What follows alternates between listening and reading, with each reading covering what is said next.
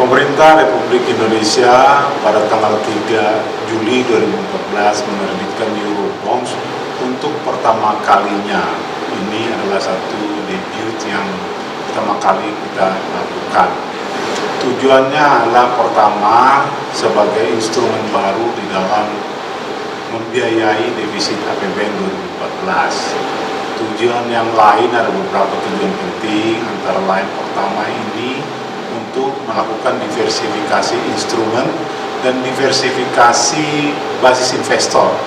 Karena kita tahu selama ini investor utama di dalam kita menerbitkan surat utang itu adalah di pasar domestik. Waktu kita menerbitkan surat utang dalam bentuk rupiah, denominasi rupiah. Kemudian selama ini juga kita dari waktu ke waktu menerbitkan global US dollar bonds Republik Indonesia dengan investor global, tetapi investor yang melakukan investasi di dalam US dollar. Untuk Eurobonds ada market baru, investor baru, yaitu tradisional Euro investor yang kita harapkan menjadi basis investor baru di dalam kita menerbitkan surat utang di kemudian hari. Jadi tujuan utama adalah mendiversifikasi basis investor sehingga ada market baru, ada investor baru bagi Republik Indonesia menerbitkan surat utang. Tujuan utama yang kedua juga cukup penting adalah dengan penerbitan Eurobonds ini kita telah memulai suatu benchmark yield curve surat utang negara Republik Indonesia yang baru, menjadi reference bagi para pihak di Indonesia di kemudian hari dalam menerbitkan Eurobonds. Yang ketiga, kita mengetahui bahwa APBN kita baru-baru ini direvisi, tingkat defisit di APBN dinaikkan dari 1,7% dari PDB menjadi 2,4% dari PDB. Dibutuhkan pembiayaan tambahan, sehingga dengan adanya instrumen Eurobonds ini akan membantu kami dalam menambah pembiayaan tersebut tanpa atau tidak harus melimpahkan semua kebutuhan ini ke pasar domestik kita.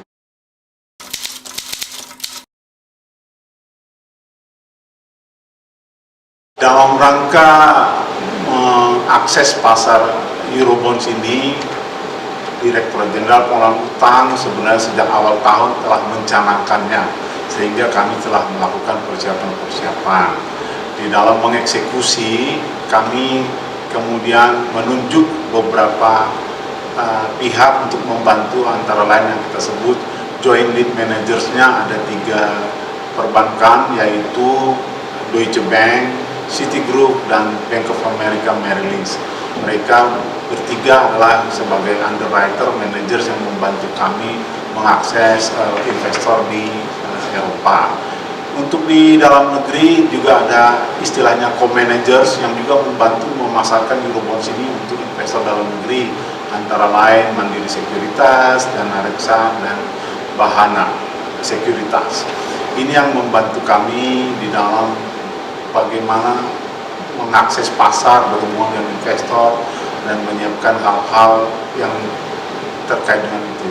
Kemudian di dalam eksekusinya pada tanggal 25 Juni sampai bulan Juli kami melakukan roadshow, awalnya dipimpin oleh Wakil Menteri Keuangan II Bapak Bojonegoro, dengan kami juga ada wakil dari Bank Indonesia, mengunjungi beberapa kota di Eropa. Kami mengunjungi Frankfurt, Munich, Vienna, Austria, dan ketemu para potensial investor yang mau membeli bonds atau obligasi dalam denominasi euro.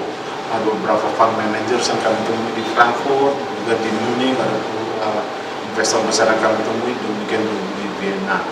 Kemudian kami menuju kota London, di mana London adalah pusat keuangan yang cukup besar di Eropa. Untuk kesempatan ini Menteri Keuangan sendiri hadir bersama-sama kami untuk ketemu beberapa fund managers dan investor besar di sana, memaparkan mengenai perkembangan makroekonomi Indonesia, mengenai APBN kita, mengenai politikal, mengenai neraca pembayaran, dan hal-hal yang terkait Indonesia kaitannya dengan rencana penerbitan Eurobond, supaya para investor mengetahui kondisi kita yang terkini. Itu yang kami paparkan selama roadshow.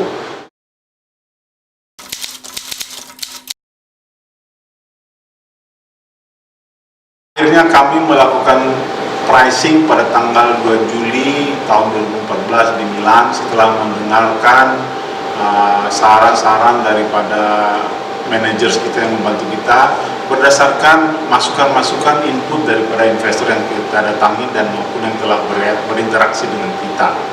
Pricing dalam penerbitan obligasi artinya adalah pada intinya kita melakukan pengumuman resmi melaunch transaksi ini. Pada pagi hari tanggal 2 Juli, kami umumkan bahwa Republik Indonesia tertarik menerbitkan Eurobonds dengan size volume sekitar sebesar 1 miliar euro dengan tenor 7 tahun. Semulai pagi kami kemudian para investor yang tertarik yang telah mendengar melakukan penawaran-penawaran dan sampai dengan kita tutup penawaran ada penawaran yang masuk sebesar 6,7 miliar euro. Jadi kami membutuhkan 1 miliar euro, tetapi penawaran yang masuk setelah kami umumkan 6,7 miliar euro, ini artinya oversubscribe 6,7 kali, dan ini membantu kami karena ada strong demand, membantu kami, membuat kami mempunyai keleluasaan untuk menurunkan imbal hasil yang diinginkan.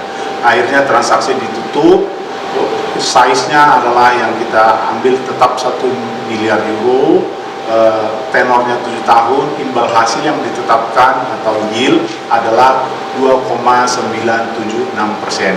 Di bawah 3%, ini adalah imbal hasil yang sangat kompetitif, sangat menguntungkan bagi kita, karena kalau kita bandingkan dengan tenor yang sama apabila kita terbitkan dalam US dollar itu kira-kira 4%, 4,02%, sehingga ada lebih kurang 100 basis point atau 1% lebih murah daripada kita terbitkan dalam bentuk US dollar.